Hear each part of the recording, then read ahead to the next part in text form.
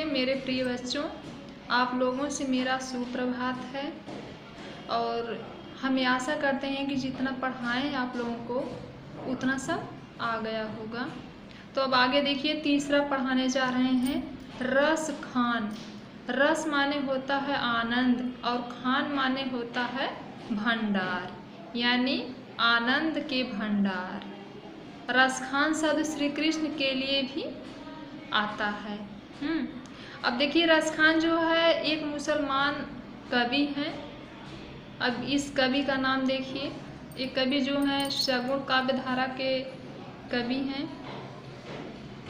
रसखान सगुण काव्य धारा की कृष्ण भक्ति शाखा के कवि थे। बच्चों, आप लोगों से बताए हैं ना, रामाश्रयी शाखा, कृष्णाश्रयी शाखा, या राम भक्ति शाखा या कृष्ण भक्ति शाखा। तो ये कृष्णाश्रयी शाखा के कवि हैं या कृष्ण भक्ति शाखा के कवि थे। कौन? रसखान। इनका वास्तविक नाम सैयद इब्राहिम था। ये रसखान जो हैं बेटा, ये मुसलमान थे, तो इनका वास्तविक नाम सैयद इब्राहिम था। ये दिल्ली के पठान सरदार कहे जाते थे। ये दिल्ली के पठान सरदार कहे जाते हैं। कुछ विद्वान इन्हें पिहानी का निवासी मानते हैं, यानी विद्वानों में भी मतभेद है, किंतु इस विषय में कोई प्रबल प्रमाण उपलब्ध नहीं है। मतलब ये प्रबल प्रमाण नहीं उपलब्ध है कि दिल्ली के पठान सरदार ही थे, किंतु इस विषय में कोई प्रबल प्रमाण उपलब्ध नहीं है। वैसे रसखान किसी बादशाह के वंशज थे। मतलब ये निश्चित है कि किसी बादशाह के वंशज थे।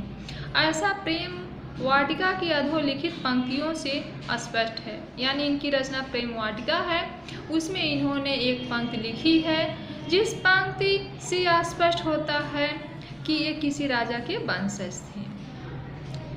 देखी गदर हित साहिबी दिल्ली नगर मसान, छीनहि बादशाह वंश की ठसक छोरी रसखान। देखिए, बादशाह वंश का मतलब ये बादशाह वंश के थे। क्या क्लियर हो गया? इनके जन्म के संबंध में मतभेद है, यानी इनके जन्म के संबंध में विद्वानों में मतभेद है, एक मत नहीं है। कुछ विद्वान इनका जन्म 1533 ईस्वी मानते हैं, तो किंतु मिस्र बंधु ने 1848 ईस्वी माना है। इनका जन्म दिल्ली में हुआ था। ये गोसाई विठल नाथ के शिष्य हो गए थे। ये गोसाई विठल नाथ के शिष्य थे। इनका उपनाम रसखान यथा नाम तथा गुण पर आधारित था। इनके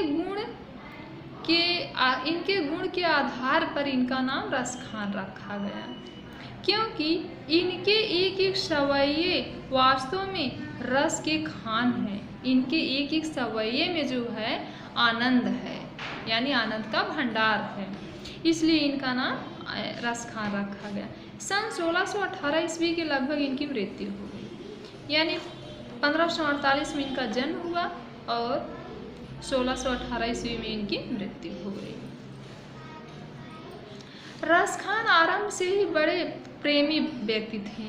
मतलब शुरुआत से ही ये बहुत प्रेमी व्यक्ति थे। इनका लौकिक प्रेम भगवान कृष्ण के प्रति अलौकिक प्रेम भाव में परिवर्तित हो गया था। इनका जो लौकिक प्रेम था वह भगवान श्री कृष्ण के अलौकिक प्रेम में बदल गया था। ये जितना कृष्ण के रूप सौंदर्य पर मुग्ध थे, उतना ही उनकी ब्रज लीला भूमि ब्रज के प्राकृतिक सौंदर्य पर भी, यानी जितना कृष्ण के रूप सौंदर्य पर मुग्ध थे, उतने ही उनकी लीला भूमि ब्रज पर भी मुग्ध थे। कृष्ण के प्रति इनके प्रेम भाव में बड़ी तीव्रता, गहनता और आवेशपूर्ण तन्मयता मिलती है। इसी कारण इनकी रचनाएं हृदय पर मार्मिक प्रभाव डालती हैं। अपनी भाव प्रबलता तथा सरलता के कारण इनकी रचनाएं बड़ी लोकप्रिय हो गई। यानी इनकी रचनाओं में भाव प्रबलता थी और सरलता थी। सरलता का मतलब कि जो आसानी से समझ में आ जाती थी, इसीलिए इनकी रचनाएं लोकप्रिय हो गईं। रसखान की 2 पुस्तकें प्रसिद्ध है, सुजान रसखान और प्रेम वाटिका। सुजान रसखान की रचना कवित्त और सवैया छंदों में हुई है। यानी सुजान रसखान जो है उसकी रचना कवित्त में भी हुई है और सवैया छंद में हुई है। प्रेम वाटिका की दोहा छंद में हुई है। प्रेम वाटिका की रचना जो है दोहा में हुई है। सुजान रसखान भक्ति और प्रेम विषयक मुक्तक काव्य हैं तथा इसमें 139 भावपूर्ण छंद हैं। प्रेम वाटिका में 25 दोहों में प्रेम के स्वरूप का काव्यात्मक वर्णन है। प्रेम वाटिका जो इनकी रचना है इसमें 25 दोहों में प्रेम के रूप का काव्य के रूप में वर्णन किया गया है। अन्य कृष्ण भक्त कवियों की भांति इन्होंने परंपरागत पद शैली का अनुसरण नहीं किया। यानी रसखान कवि जो हैं अन्य कृष्ण भक्त कवियों की तरह से जो है परंपरागत शैली का अनुसरण नहीं किए हैं। इनकी शैली अपनी अलग थी। इनकी मुक्तक छंद शैली की परंपरा रीतिकाल तक चलती रही। रसखान ने ब्रज भाषा में काव्य रचना की। रसखान जितनी भी रचनाएं किए हैं वो ब्रज भाषा में किए हैं। इनकी भाषा मधुर एवं सरस है। जो इनकी भाषा है वह मधुर और रस से पूर्ण है। उसका स्वाभाविक प्रवाह ही इनके काव्य को आकर्षक बना देता है। इन्होंने कहीं कहीं पर यमक तथा अनुप्रास आदि अलंकारों का प्रयोग किया है।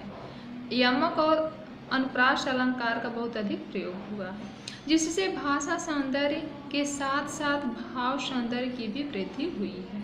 यानी इनके काव्य में जो है यमक और अनुप्रास अलंकार कहीं कहीं पर मिलते हैं और इसी अलंकारों के द्वारा जो है इनके काव्य में भाषा सौंदर्य और भाव सौंदर्य की सुंदरता बढ़ी है। तो बच्चों देखिए रसखान का जीवन परिचय आप लोग लिख लीजिएगा। इनका जीवन परिचय बहुत बड़ा नहीं है, अपने हिसाब से आप लोग लिख लीजिएगा। जीवन परिचय भी रहेगा, थोड़ा साहित्यिक परिचय रहेगा, उसके बाद रचनाएं रहेगी। आप लोग इसको लिख लीजिएगा।